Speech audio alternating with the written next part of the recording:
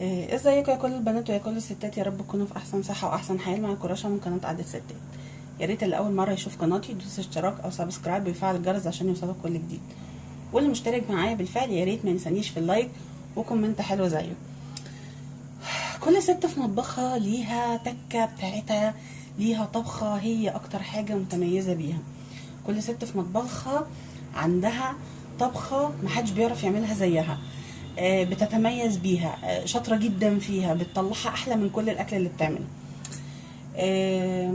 انا اعوذ بالله من كلمه انا في نطاق العيله مشهوره جدا بالفته.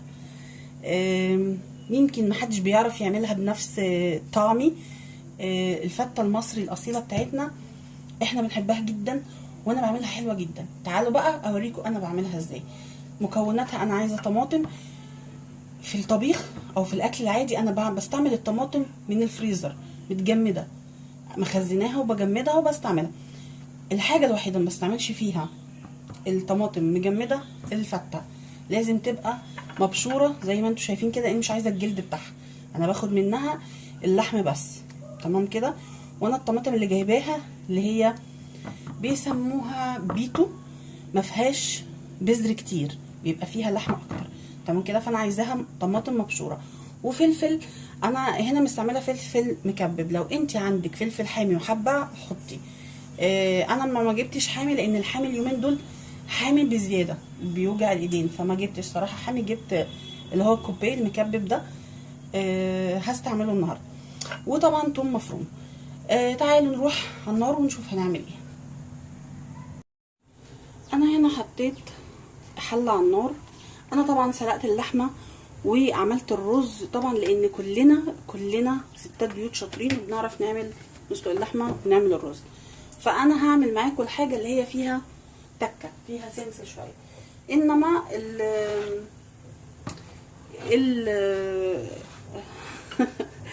الرز واللحمه انا خلاص عملته. هحط بقى، هستنى الزيت ده يسخن وهنزل بالثوم المفروم. الطريقه دي حلوه جدا، جربوها هتعجبكم. هعمل معاكم كمان العيش بطريقتي، هيعجبكم قوي.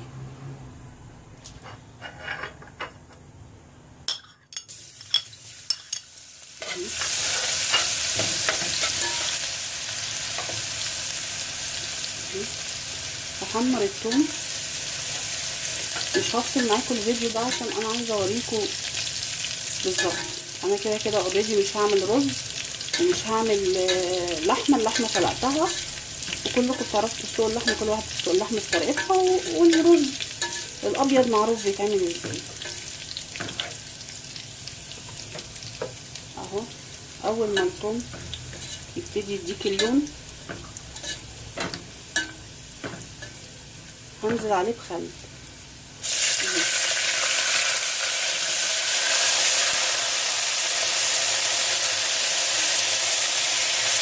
احلى حاجه في الدنيا صوت الطشه دي. انزل بالطماطم على طول كده.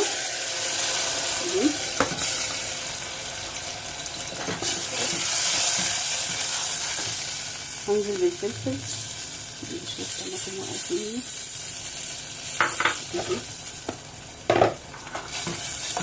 هنزل بالفلفل الاخضر، ولازم تكون كميه الفلفل الاخضر كبيره. هنا بقى التكه بتاعتي، يعني هنا بقى طعم التكه بتاعتي.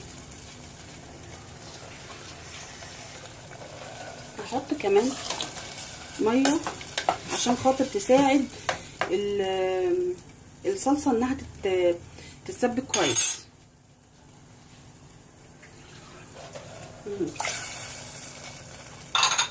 تمام كده. هحط بقى توابل. فلفل اسود حبه محترمين اهم. حط كمان كمون حبه برضو محترمين. هحط حبه كزبره محترمين، كزبره ناشفه وما ما تتفضوش.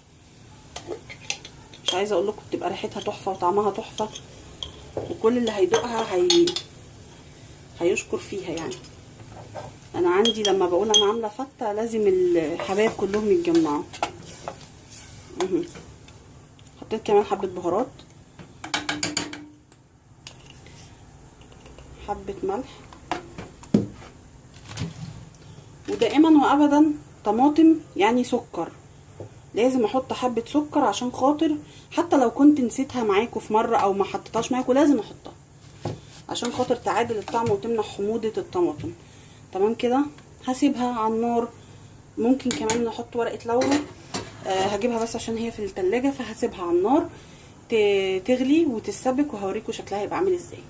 هعمل معاكم طبعا الخل والثوم العبقري. الخل والثوم لازم يكون بالزبده مش بالسمنه ومش بالزيت، لازم يكون بالزبده. انا حاطه هنا اهو. الطاسه دي اصلها ملهاش امان، بتاخد الايد كده وبتنزل على جنب. بتعامل معاها بحرص قوي. مش هعمل كتير خل وثوم لان ايه مش يعني ملناش فيه قوي، بس انا لازم احطه طبعا كريحه. ممكن تستغني عنه لو انت متحبوش زينا، لان هو فيه الخل والثوم اوريدي في الصلصه، بس ده برضو يعني ما يغناش، لا غنى عنه. ريحه الثوم مع ريحه الزبده مش قادره اقول لكم. انا موطيه النار عشان مش عايزه الزبده بتاعتي تتحرق، لاني ما حطيتش اضافات تانية. مش حاطه لها زيت، مش حاطه لها سمنه.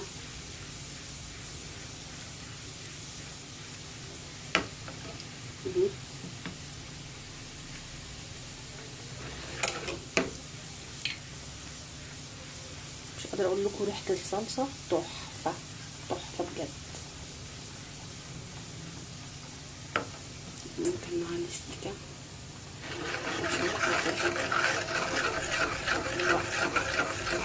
لازم تسوي الثوم بتاع الخل والثوم، ما يبقاش ابيض، لازم ياخد لون الذهبي الجميل ده وكده معاد الايه الخل.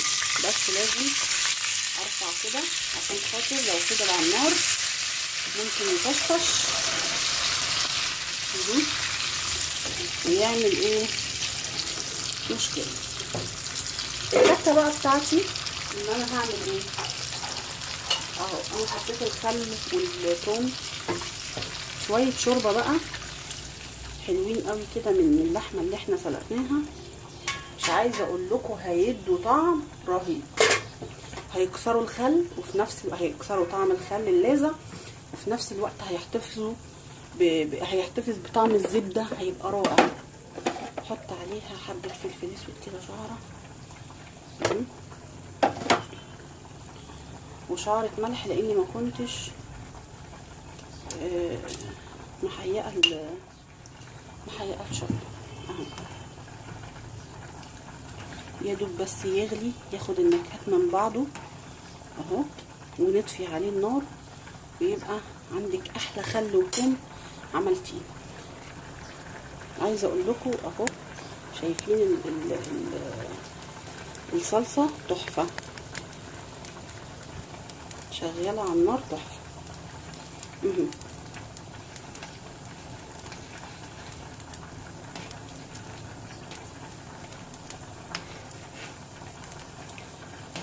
مش عايزه منه اكتر من كده. شكرا جدا عشان خاطر الخل ما يطرش منه. هكمل بقى تسبيك الصلصه وهرجع لكم لما تتسبك ونشوف هنقدم الفته بتاعتنا ازاي.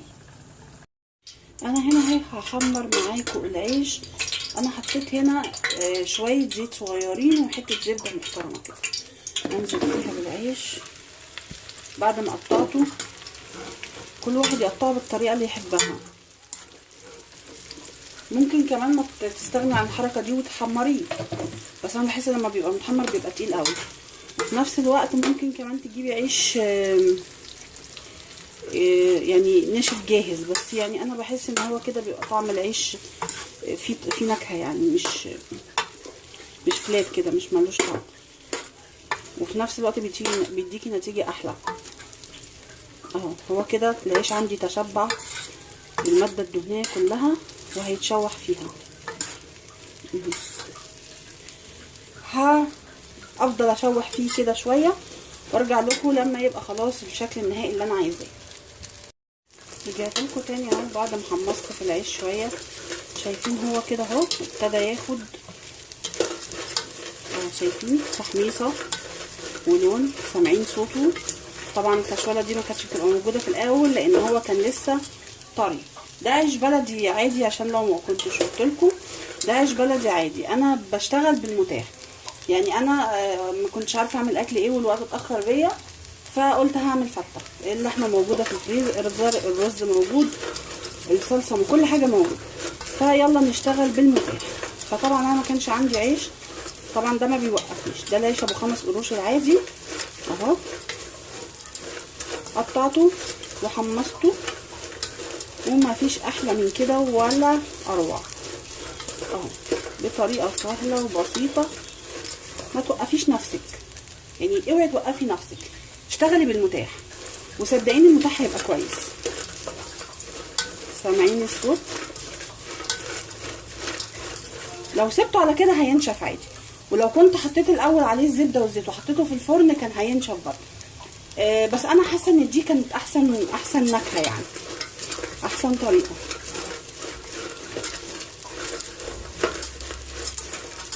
سامعين كل ماده اهو الصوت بيبتدي يخروش لانه بيبتدي يقرمش.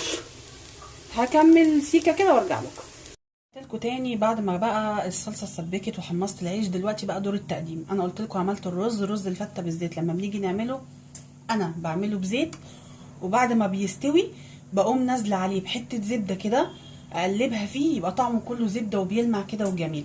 انا هنا عندي العيش اهو، سامعين ناشف ازاي اللي انا شوحته معاكم. ودي طبعا شوربه سخنه اهي. انا هحط حبه صغيرين عشان انا مش عايزاه ابدا يبقى معجن، انا عايزاه يبقى طري، وفي نفس الوقت السخونيه بتاعت الشوربه والرز هيخلوه يطرى.